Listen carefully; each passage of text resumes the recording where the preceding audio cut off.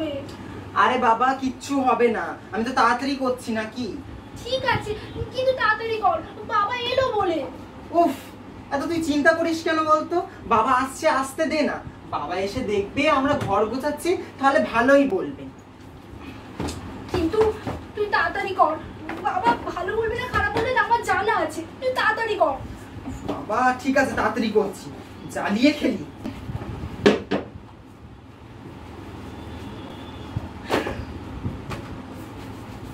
দে দে তাড়াতাড়ি দে তো।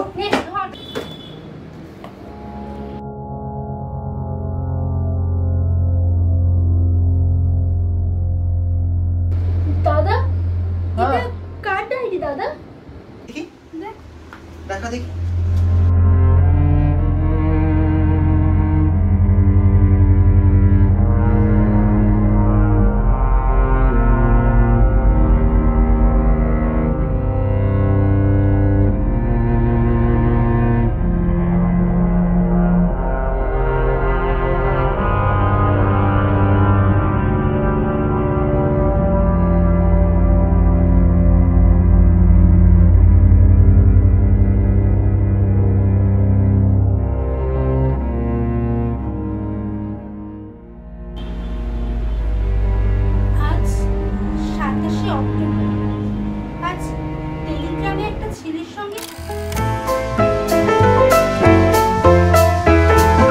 হাই।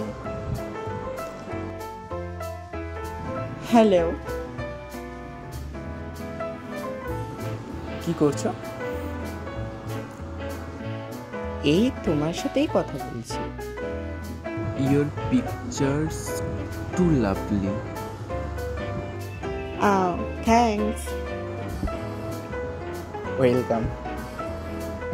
এই বাবু 3টে বাজে, খাবি আয়, তাড়াতাড়ি আয় বাবা। ধর ইমা, সত্যিই তো 3টে বাজে।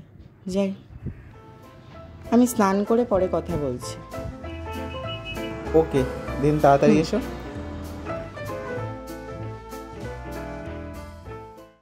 তার প্রাক্তনের ব্যাপারে অনেক কিছুই বলেছে, আমি শুনে অবাক। 1 বছর সম্পর্কে তার প্রাক্তন তার অনেক অর্থ ব্যয় করেছে। ইচ্ছে করে বললেই চলে, আসলে এগুলোর নামই সম্পর্ক। অন্যের অর্থ ব্যয় করা আর শারীরিক শান্তি ছাড়া কিছুই নয়। যাই হোক, ছেলেটি একজন বন্ধুত্বময়, মানে ফ্রেন্ডলি। আমরা একে অপরকে কল করিনি, তবে চ্যাটে অনেক আনন্দ করেছি। ছেলেটি কলকাতায় থাকে, একই শহর, প্রাণের শহর, তবে একটু দূরে, টালিগঞ্জে, যেখানে যুব সমাজ অভিনয়ের জন্য অডিশন দিতে যায়। কেউ সিলেক্ট হয়, আবার কেউ রিজেক্ট হয়। তবে তার অ্যাক্টিংয়ের প্রতি অতটা ইন্টারেস্ট নেই যতটা ফিল্ম দেখার প্রতি আছে। ছেলেটির বয়স 23 বছর। ফটো অনুযায়ী বেশ ভালোই দেখতে, মনে হয় জিম করে, সুস্থবান। ওর কথা বলায় আমি নোটিস করি ওর কণ্ঠস্বর গম্ভীর। ছেলেটি ইতিহাসে MA করছে, প্রফেসর হওয়ার ইচ্ছা, তবে আমারও, কিন্তু ইংরেজিতে। আমার জিভটা কত মিষ্টি। হেই দেখ, আমি থরি না তোমার জিভ। একদিন না একদিন তো হতেই হবে। আমি না গান গাইতে পারি। তাই নাকি? শোনাও না প্লিজ। এই না না না প্লিজ। প্রেমের জোয়ারে ভাসাবে দোহারে, বাঁধন খুলে দাও দাও দাও। ওয়াও, তবে সে বলেছে গান আমি নিজের মধ্যে রাখি, স্টেজ শো করে সেলিব্রিটি হতে চাই। ছেলেটি তবলা আর গিটার বাজতে জানে। আমি বেশ প্রশংসা করলাম, লজ্জা পেলেও। আমার গুণের ব্যাপারে জিজ্ঞাসা করল, আমিও না না করলাম। শেষে বলেই দিলাম, আমি একজন নৃত্যশিল্পী আর একটু আঁকতেও জানি। ওয়াও, একটা ডান্স ভিডিও পাঠাও দেখি।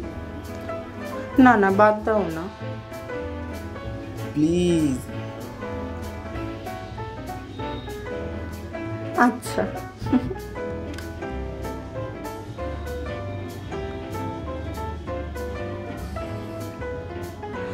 দারুণ, আমি এত সুন্দর নাচতে কাউকে দেখিনি। আচ্ছা থ্যাঙ্কস, এখন একটু বেরোবো, পরে কথা হবে, বাই। আজ 28শে অক্টোবর। আজ এই ছেলেটির নিজের নাম বলার দিন। না না, কোনো দিনক্ষণ ঠিক তা নয়। কাল জিজ্ঞাসা করায় বলবো কাল বলবো। আজ সকালে মেসেজ এলো, গুড মর্নিং সায়ন। লাভটা দেখে আমি মনে মনে খুশি হলাম। তারপর অনেক কথা হলো। আজ রাত 3টে অবধি কথা বলেছি। আমায় কত করে বারণ করলো, ঘুমিয়ে পড়ো ঘুমিয়ে পড়ো, কিন্তু আমি তো সোনার পাত্রী নই। আসলে ওর নাম সুমন রায়চৌধুরী। ওদের খুব বড় ফ্যামিলি, মুর্শিদাবাদে, বনেদি বাড়ি। আমি তো শুনে খুব খুশি, তবে ও টলিগঞ্জেই থাকে পড়াশোনার জন্য। আজ 30শে অক্টোবর। কই দেখি দেখি দেখি। আরে তুই এত উতলা হচ্ছিস কেন? না না, আমার অন্য একটা ঘটনা মনে পড়ে গেল। তুই পড়। আজ 30শে অক্টোবর। সুমন মেসেজ ইগনোর করছে, কল ধরছে না। আজ মুডটা প্রচন্ড স্যাড, ব্যাড নাইট। 31শে অক্টোবর। সুমন কল ধরছেই না, কিন্তু আমি হাল ছাড়বো না, ব্যাড নাইট। এই দাদা, আর তো নেই। আর কোথায়? আর তো লেখা নেই কিছু। দাদা, আর তো লেখা নেই কিছু। দেখ এবারে কি হলো? আমি দেখি। দেখ দেখ।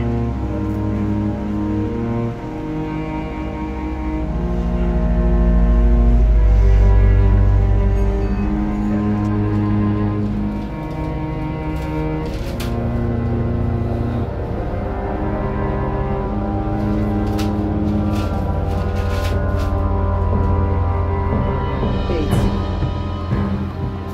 16ই নভেম্বর। আজ এতদিন নিজের বন্ধুর কথা বলি, কারণ তার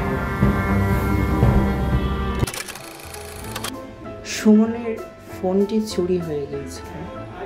ওকে খুব মিস করেছি, কেঁদেওছি ওর জন্য। যে মানুষটা শত ব্যস্ততার মাঝেও আমায় রিপ্লাই করতে একটু দেরি করে না, সে যদি হঠাৎ এইভাবে ইগনোর করে এবং কল করলে সুইচ অফ বলে, তাহলে যতই অচেনা হোক না কেন তার প্রতি শূন্যতা অনুভব তো রইবেই। আজ সকালে হঠাৎ ইনস্টাগ্রামে মেসেজ এলো, হাই, গুড মর্নিং। কে আপনি? আমায় চিনতে পারছো না সায়ন? তাহলে অচেনা মানুষদের অচেনা কেন বলে? মনে করো আমি তোমার খুব কাছের। হেয়ালি করছেন কেন বলুন? আরে পাগলি আমার, আমি সুমন। আমি তো একেবারেই বুঝে গিয়েছি এটা আমার প্রিয় বন্ধু সুমন। আমার মনে যে এখন কি আনন্দ, তবে ওকে অনেক বকেছি। ও সব হেসে খেলে স্বীকার করে দিয়েছে। কথা বলবো না আমি তোমার সাথে, যাও। কেন? তুমি আমায় ভুলে গেছিলে তাই? আরে পাগল, না না, আমার ফোনটা না চুরি হয়ে গেছে। এখন পেয়েও গেছি, কিন্তু মাকে দিয়ে দিয়েছি। এটা আমার নতুন ফোন। ও আচ্ছা।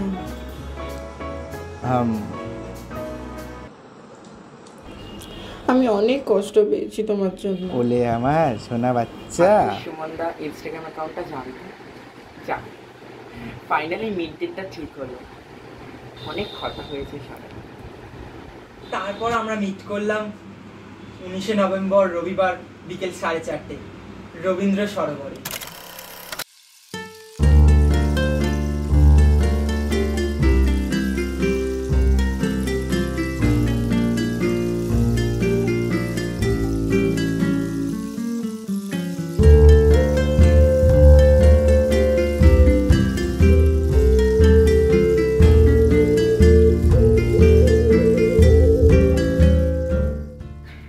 Sayon, this is for you. ও থ্যাংক ইউ। সরি, অনেকক্ষণ ধরে ওয়েট করছো? না না, সেমন নয়, আসলে বুঝতেই পারছিল এই মুর্শিদাবাদ থেকে আসছি তো, তাই একটু। It's alright. ঠিক আছে, চলো ওই দিকটা থেকে একটু বসি। হ্যাঁ হ্যাঁ, চলো।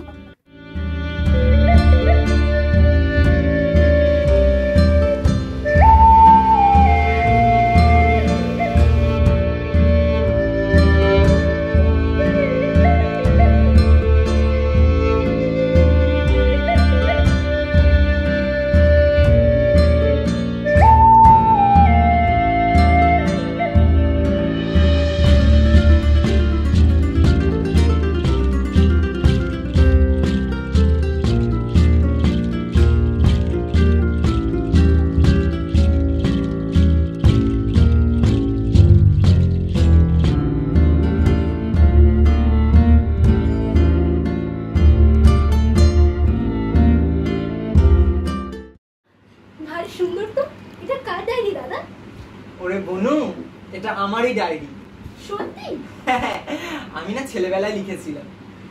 তা সুমনদার কি হলো? সে এখন কোথায়? তোর সাথে ওর কথা হয়? কি জানিস বনু, জীবনে এমন অনেক মানুষই আসে যারা সবসময় থাকতে পারে না বা থাকতে চায়। এরকম ভাবেই তো জীবন।